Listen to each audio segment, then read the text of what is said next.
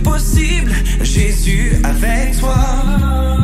Je marche dans ta lumière qui s'illumine en moi. Chaque jour avec toi, je crois. Alléluia, rien n'est trop grand. Alléluia, tu es tout puissant. Alléluia, est-ce qu'on peut offrir une acclamation au Seigneur? Amen, est-ce qu'on peut l'acclamer comme il se doit? Il est le roi des rois.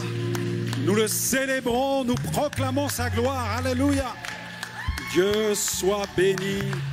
Nous saluons tous les bien-aimés qui sont sur les réseaux sociaux. Soyez bénis sur le Zoom. Une main d'acclamation pour le groupe de louanges aussi ce soir. Amen. Nous rendons grâce à Dieu pour le mixte qui se concrétise entre l'intercession et la louange. Ce sont les deux rames qui font avancer le bateau dans la bonne direction. Amen. Alléluia. Les deux rails qui permettent au train aussi d'avancer avec puissance. Gloire à Dieu. Amen. La Bible nous dit que Jésus était oint du Saint-Esprit et de force, qu'il allait de lieu en lieu, faisant du bien, délivrant tous ceux qui étaient sous l'empire du diable, car Dieu était avec lui. Il allait de ville en ville. Amen. Et quand je regarde Luc chapitre 4, je ne vais pas vous faire la lecture, mais dans ce seul chapitre, nous voyons Jésus qui opère, qui va de ville en ville, et nous le voyons aussi aller dans une synagogue. Jésus va dans un temple. Faut savoir, je ne sais pas si vous avez eu l'occasion de visiter la terre d'Israël. J'ai eu l'occasion d'aller à Capernaum et de voir la synagogue de Capernaum. C'était vraiment des endroits qui n'étaient pas très grands. Et ensuite, on le voit, il rentre dans la maison de la belle-mère de Pierre. Et là, il est dans une maison. Gloire à Dieu. Et il va dans les villes, donc les grandes villes, les villes importantes, mais il va aussi dans les villages. Gloire à Dieu. Et on était au Cube il n'y a pas si longtemps. Mais nous sommes appelés à annoncer l'évangile dans les maisons. Amen. Nous sommes appelés aussi à nous arrêter avec une seule âme pour lui apporter le salut, pour lui imposer les mains et lui apporter la guérison. Jésus opérait dans le Saint-Esprit dans tous les contextes. Et l'onction que nous avons reçue du Seigneur est une onction qui est tout terrain. Gloire à Dieu. Amen. Donc Dieu soit béni pour les expériences vécues sur la montagne. Mais il n'y aurait pas de vallée s'il n'y avait pas de montagne, il n'y aurait pas de montagne s'il n'y avait pas de vallée. Et nous voyons que dans l'œuvre de Dieu, il y a les temps où nous sommes sur des montagnes où le Seigneur nous demande de relever des défis. Il faut gravir le Mont Blanc. Et quand on est en haut, on plante le drapeau, gloire à Dieu. Et puis on redescend dans la vallée. Et puis là, dans la vallée, il y a le possédé de Gadara. Et là, il faut le délivrer. Et il faut s'occuper du seul possédé de Gadara qui a besoin de délivrance. Donc Jésus prêchait à des foules, Jésus s'adressait à des foules, et puis il prenait aussi du temps pour une personne possédée. Il prenait aussi du temps pour la belle-maman de son ami apôtre pour la restaurer, la guérir, parce que l'Esprit de Dieu était sur lui. Amen. Et nous devons apprendre à évoluer dans cette étreinte du Saint-Esprit, dans cette relation intime avec le Saint-Esprit, et inscrire notre service dans tous les terrains que le Seigneur va passer devant nous. Gloire à Dieu. Vous avez eu l'occasion de gravir un Mont Blanc, mais derrière il y a le Kilimandjaro, derrière il y a l'Everest. Vous allez vivre d'autres expériences avec le Seigneur. Mais Jésus, lui, était capable de vivre dans la plénitude du Saint-Esprit, que ce soit face aux grandes foules comme devant une seule personne. Alors que le Saint-Esprit nous équipe pour que nous puissions continuer à œuvrer, à amener toutes ces âmes qu'il nous envoie dans la bergerie, dans le royaume. C'est notre grand défi et nous devons réaliser pour cela notre positionnement. Nous sommes assis avec Christ, nous sommes donc avec lui dans les lieux célestes. Amen. Je laisse la place à Karen qui nous apporte la parole. Est-ce qu'on peut offrir une main d'acclamation, encourager Pasteur Karen qui nous apporte le conseil de Dieu? Que le Seigneur la bénisse. Ok, bonsoir à tous. Est-ce que ça va? Ok. Amen. Je rends gloire à Dieu vraiment pour ce moment et d'être dans la présence de Dieu. Et comme l'a dit le pasteur Franck, nous avons la grâce d'être assis dans les lieux célestes. Amen. C'est une phrase qu'on a souvent entendue. Est-ce qu'on peut baisser un peu le micro peut-être parce qu'il est un peu fort? Merci. C'est une phrase qu'on a souvent entendue dans des chants où souvent on dit « Seigneur, je suis assis dans les lieux célestes ». Et le programme du temps de prière après, c'est « Bouleversons l'invisible ». Et la semaine dernière, c'était « Bouleversons le monde ». Bouleverser le monde, ce sont des choses qui sont visibles, qui sont palpables. Et c'est lorsqu'on est sur terre où on dit « Je vais aller bouleverser le monde ». Et ce soir, le thème du programme du temps de prière que nous allons avoir après, c'est « Bouleversons l'invisible ». Et Dieu ce soir va nous expliquer au travers de ce message comment nous allons bouleverser l'invisible. Et il y a cette référence qui est dans le programme qui est « Ces gens qui ont bouleversé le monde sont aussi ici ». Acte 17, verset 6. Et moi j'ai envie de dire, les gens qui ont bouleversé le monde et l'invisible sont assis ici. Amen. Est-ce que tu veux être de ceux qui bouleversent le monde et l'invisible? Amen. Assis dans les lieux célestes. Le texte de base sera Éphésiens au chapitre 2, verset 6. Il nous a ressuscités ensemble et nous a fait asseoir ensemble dans les lieux célestes en Jésus-Christ.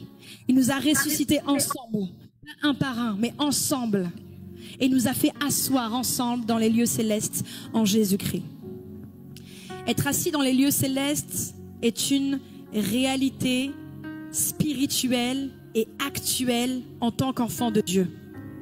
Et j'aimerais vraiment que l'on prenne conscience de ça parce que, comme je le disais au début, c'est que bien souvent on dit, oui, on chante assis dans les lieux célestes, mais est-ce que nous réalisons véritablement ce que c'est? Parce que lorsque nous sommes assis dans les lieux célestes, beaucoup d'enfants de Dieu vivent en dessous de cette réalité spirituelle et en dessous de cette position.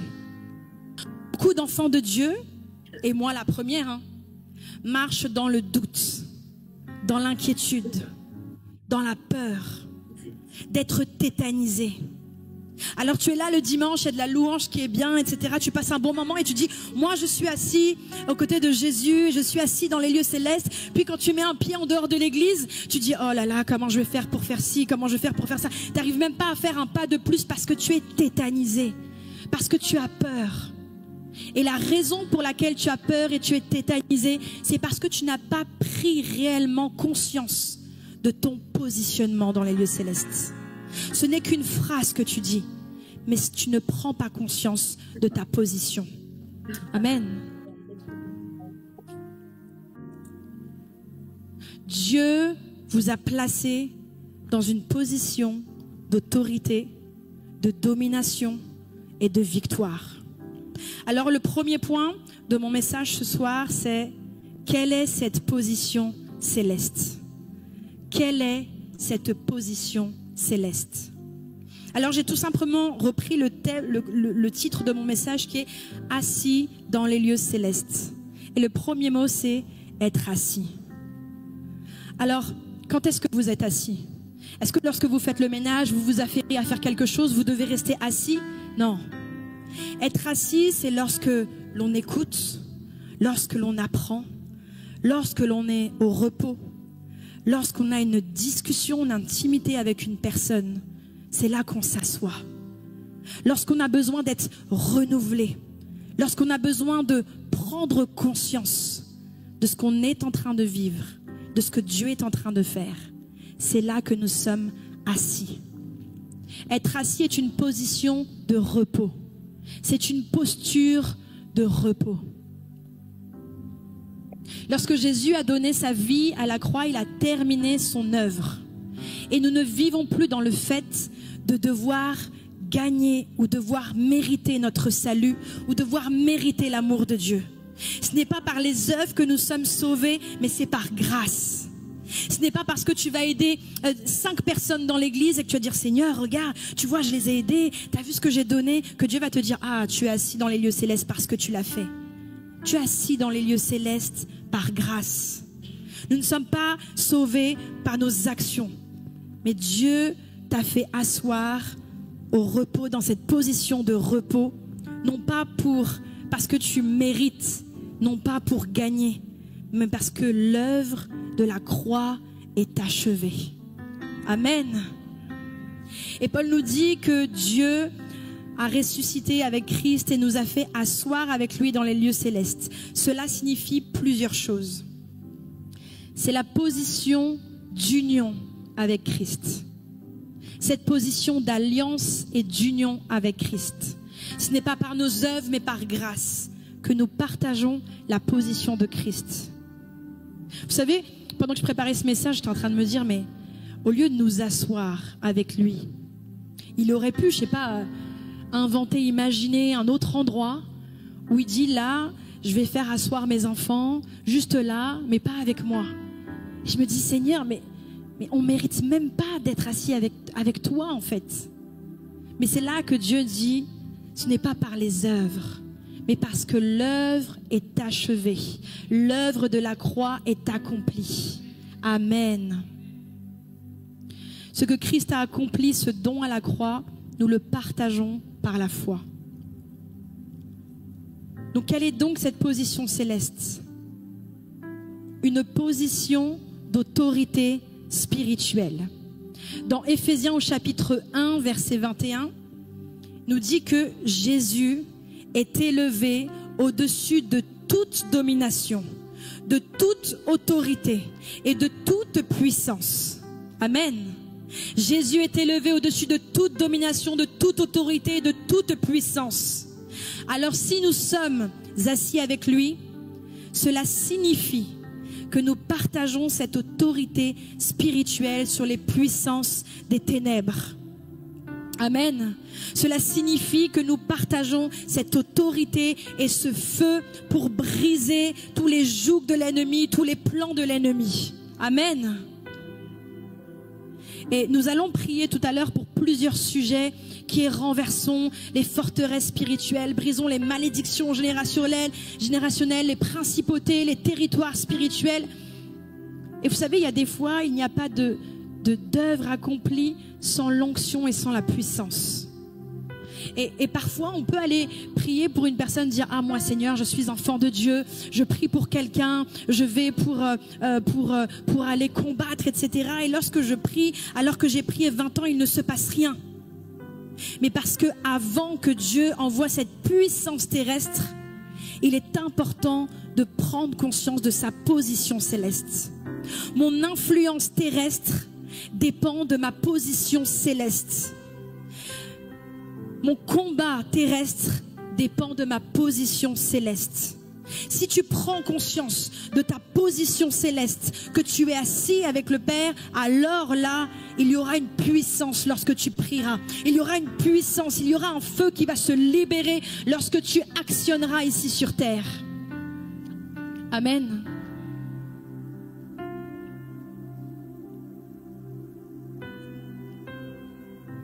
Et dans le deuxième point, j'ai appelé ce deuxième point, pourquoi avons-nous été placés là? Pourquoi avons-nous été placés assis dans les lieux célestes? Dans Éphésiens au chapitre 2, verset 7, il est dit « Afin de montrer dans les siècles à venir l'infinie richesse de sa grâce. » Afin de montrer dans les siècles à venir l'infinie richesse de sa grâce. Si Dieu t'a placé là, assis dans les lieux célestes, il n'est pas question de toi. Il n'est pas question de dire, t'as vu où je suis assis moi? Moi je suis enfant de Dieu. Dieu m'a choisi. T'as vu où je suis positionné? Il n'est pas question de ta vie. Il est question de la grâce et de la gloire de Dieu manifestée au travers de ta vie.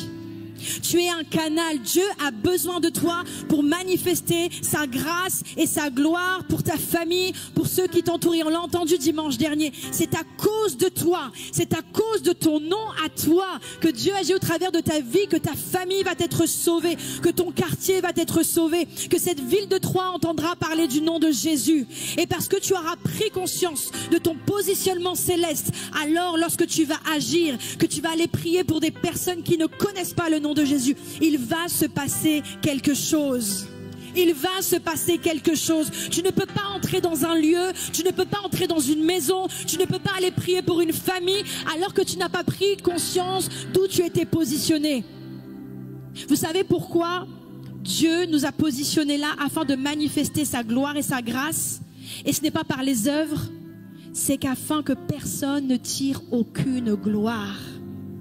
S'il y a une once de gloire, soyez sûrs, tout ce que vous ferez sera stérile.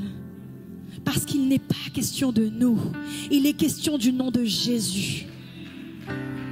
Tu n'as aucune puissance, mais Dieu manifeste sa puissance au travers de ta vie. Tu es un vase, tu es un vase. Et parfois j'entends, tu sais Karen, moi je suis un vase, oui, mais je suis brisée. Dieu utilise même des vases qui sont fissurés et brisés.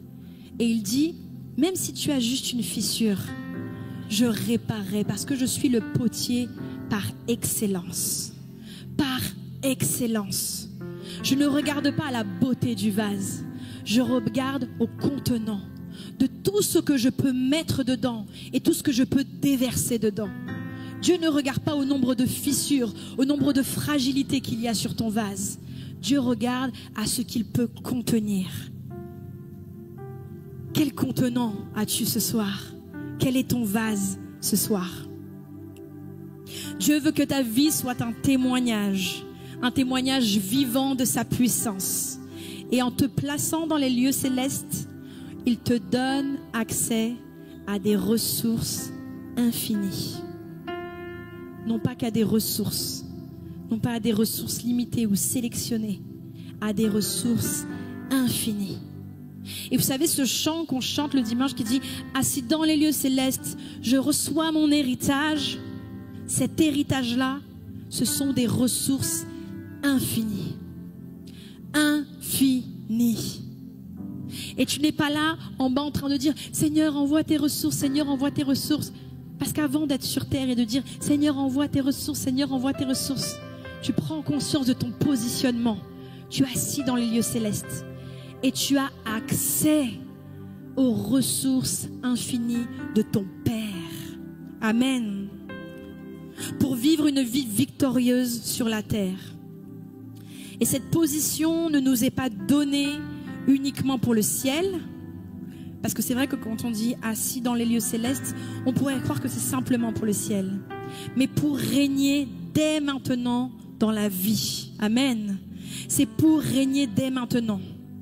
Et j'aimerais te dire ce soir, et je sais que ça va parler à quelqu'un, tu n'es pas une victime des circonstances. Tu n'es pas appelé à subir des situations. Tu es appelé à les dominer. Tu es appelé à les écraser. Tu es appelé à marcher dessus avec puissance et sans même trembler. Sans même dire si je marche dessus, est-ce que ça va me brûler?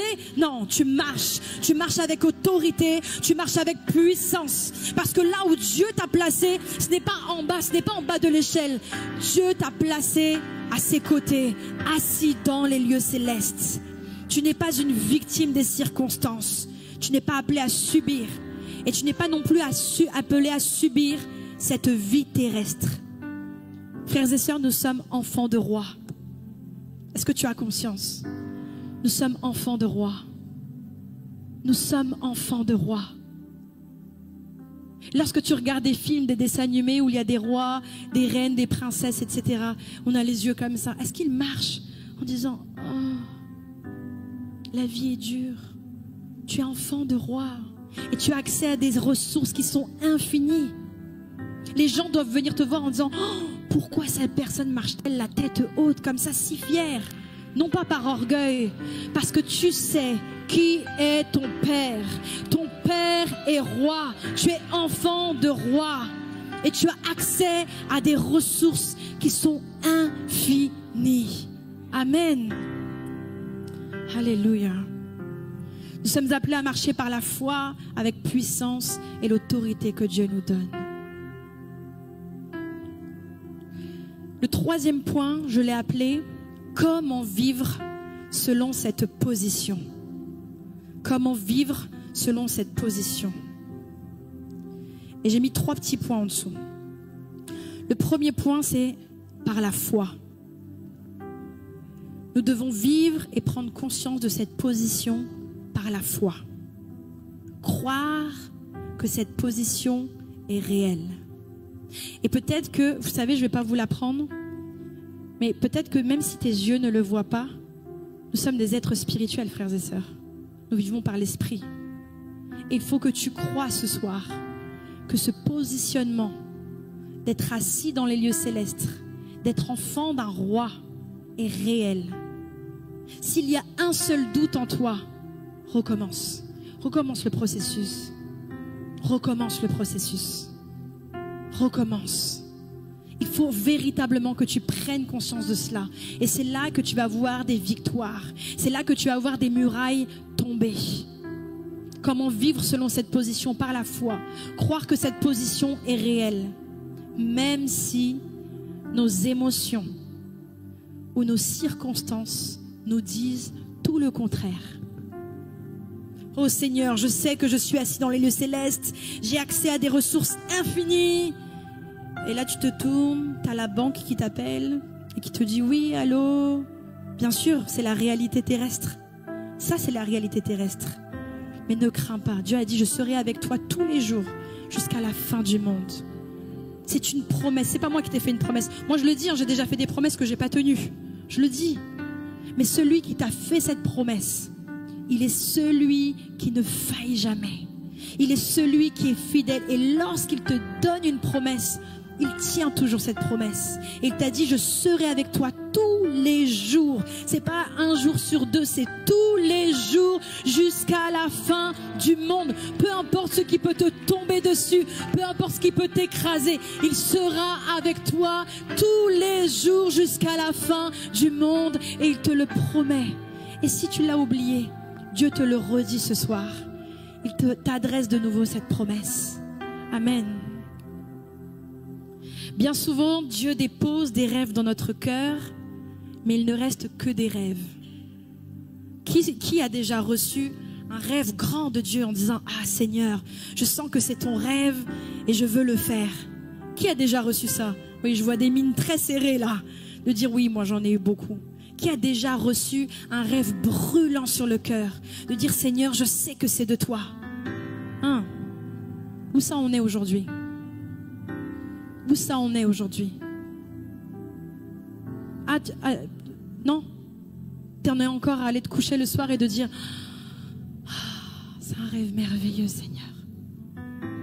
Si tu es appelé juste à rêver, continue de rêver. Continue de rêver. Quand Dieu dépose un rêve sur un cœur, il attend une chose, c'est ton pas de foi. Ton pas de foi. Et Dieu dit, c'est pas ton rêve, hein, c'est mon rêve. Mais je l'ai déposé sur ton cœur. Parce que tu as les capacités. Parce que tu es équipé. Tu es qualifié pour ce rêve. Et c'est pour ça que je l'ai déposé sur toi. Et tu dois faire un pas de foi. Et ce rêve qui est mon rêve que j'ai déposé prendra vie. Pourquoi? Parce que tu es assis dans les lieux célestes. Et tu as accès à toutes les ressources qui sont infinies. Amen. Alléluia. Il nous faut connecter notre position céleste à notre influence terrestre. Est-ce que tu peux dire avec moi une vie terrestre influencée par une position céleste? Une vie terrestre influencée par une position céleste. Est-ce que tu as bien compris cette phrase? Non, répète encore.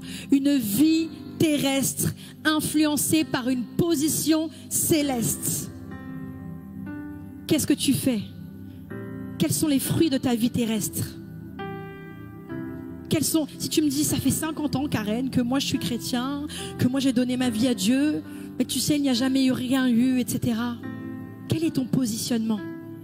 Et ça se trouve, ce soir, il y en a qui sont en train d'apprendre, ah bon, on est positionné, assis dans les lieux célestes. Tant mieux, gloire à Dieu si tu l'apprends ce soir. Mais prends conscience ce soir de ton positionnement. Et tu verras, ce positionnement influencera ta vie terrestre. Et pas que toi, de ceux qui vont t'entourer. Et on le dit ce soir, je suis né, on l'a chanté ce soir, je suis né pour influencer. Ce ne sont pas les autres qui sont nés pour t'influencer. C'est toi qui es né pour influencer. Amen.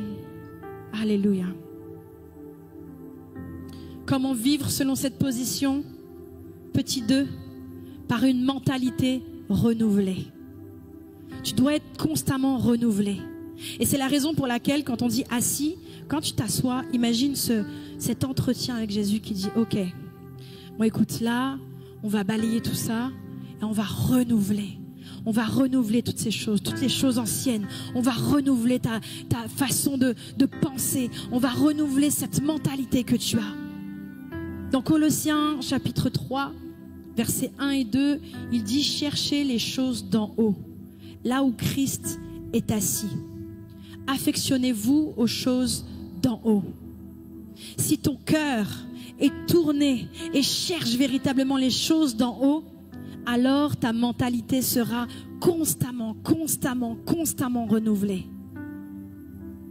Et peut-être que tu dis, oui, mais moi je suis renouvelée. Ouais, mais par quoi? Est-ce que ce sont par les discussions que tu as à chaque fois dans les maisons à droite à gauche quand tu vas voir des personnes à droite à gauche? Est-ce que c'est parce que tu lis dans les réseaux sociaux? Peut-être que tu lis au journal, BFM, tout ce qui se passe dans le monde? Bien sûr que ta mentalité sera renouvelée. Mais dans quel état sera ta mentalité? Cherchez les choses d'en haut. Et si vous cherchez les choses d'en haut, votre mentalité sera renouvelée selon là où Christ est assis. Ça signifie arrête de penser comme un défaitiste. Arrête de penser comme quelqu'un qui est déjà vaincu. Et commence à penser comme quelqu'un qui est déjà victorieux. Tu es oint de force. Tu es oint de puissance, d'autorité. Arrête d'avancer comme un défaitiste et comme un vaincu. Dieu te dit, tu as la victoire. Dieu te dit, renouvelle ton esprit dans ma présence. Renouvelle ton esprit, ta mentalité dans l'intimité avec moi. Et tu marcheras différemment. Tu marcheras oint de force et de puissance. Amen. Alléluia. Et souvent, quand on a des problèmes, tout à l'heure on parlait de montagne. Et vous savez, quand on se trouve dans la vallée, en bas de la montagne nous paraît mais énorme. Et on se dit, je serais incapable, impossible. Et parfois même on cherche le sommet, et le sommet est tellement haut qu'on ne voit même pas dans les nuages. Et si le ciel est dégagé et qu'on voit le sommet, il est minuscule. Et on est déjà découragé avant même de gravir la montagne. Mais j'aimerais t'expliquer quelque chose ce soir. Toi, tu es assis dans les lieux célestes. Et lorsque tu es assis dans les lieux célestes, lorsque tu regardes la montagne, comment elle te paraît? Minuscule. Et qu'est-ce que tu vois avant toute chose? Le sommet. Le sommet. Tu ne vois pas la montagne qui vient pour t'écraser, mais tu regardes la montagne et tu dis, je domine même les montagnes. Je domine les montagnes. Je ne vois qu'une chose, c'est le sommet. Parce que tu es assis sur les lieux célestes. Et comme le disait tout à l'heure le pasteur, il y aura certainement d'autres montagnes. Amen, gloire à Dieu. Parce que ta mentalité et ta vision est renouvelée et changée. Lorsque tu es assis dans les lieux célestes, ta vision change. Ton point de vue change. L'horizon change. Amen. Alléluia. Comment vivre selon cette position? Donc on a dit par la foi, par une mentalité renouvelée et par l'obéissance et la communion avec Dieu. Amen. Il y avait un jeudi soir, c'était un jeudi soir où j'avais apporté un message sur le langage de l'amour de Dieu. Et le langage de l'amour de Dieu, c'est l'obéissance. L'obéissance. Jésus lui-même, l'obéissance. Le langage de l'amour de Dieu, c'est l'obéissance. Comment vivre selon cette position? Par l'obéissance et la communion avec Dieu. Rester en communion permanente avec Dieu te permet de vivre selon cette réalité. Souvent, moi, quand j'ai des coups un peu durs où je suis parfois un peu découragée, oui, parce que on est tous découragés, ça arrive. Et souvent, je dis, Seigneur, ne me permets jamais de retirer mes lunettes spirituelles. Je dis tout le temps ça. Là, vous ne voyez pas, elles sont invisibles. Mais j'ai des lunettes spirituelles ultra laser. Il y a un ennemi qui vient, j'active. Il est plus là, sa tête, elle est coupée, il tombe en 2-2. Mais quand je retire ces lunettes spirituelles, ça fait peur. Je suis comme ça. Parce que ces lunettes spirituelles, tu sais comment elles fonctionnent?